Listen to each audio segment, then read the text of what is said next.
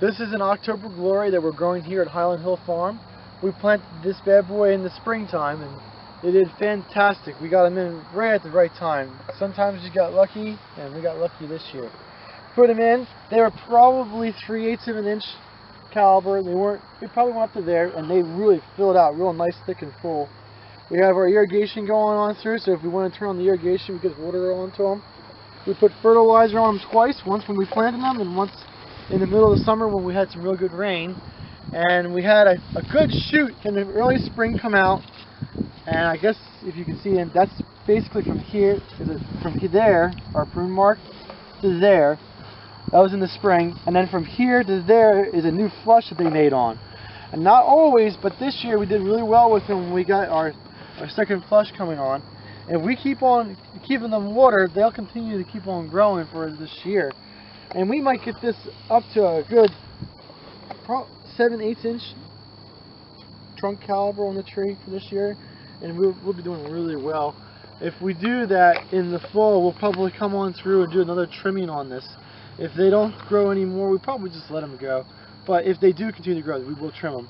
But we'll wait till the leaves fall off and we can see the branch structure a little better before we make our determination on when and how much we're actually going to cut off. Some of them we will have to do, and a good example, I saw them when I was driving down here, but if we see anything like this guy over here with this coming up on the bottom, we'll definitely have to trim that off. And what do you call that? Well, the water spout? That's not really. This is these are grafted since they're October Glories, so this is coming from the rootstock. So I don't know what you would call that, but we do have to take this off. That's not good for the tree, and we just cut it off. The tree will be fine.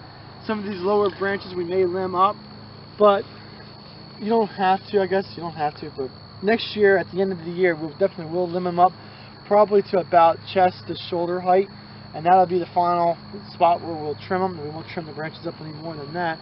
But if this continues to grow out, suppose that this branch right here grows out another 6 inches, then we'll come back and lop it back so it's not like real loose then. It makes it tighter if we do that.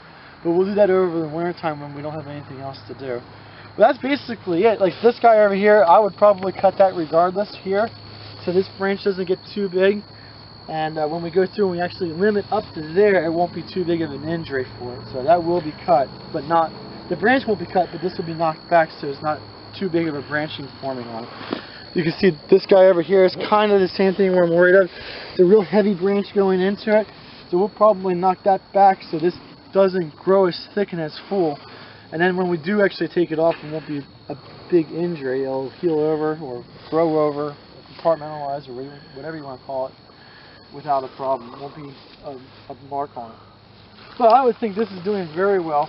Something like this tree here we'll have to work on a little bit. You can see there's no definite trunk to it at this point, so over the winter time we'll have to figure out how we're going to either cut some branches out or tape it back up so there's one that's definitely strong, but that's something we'll have to work on. That's another thing. That's making a single trunk to the tree, and that's always nice to have.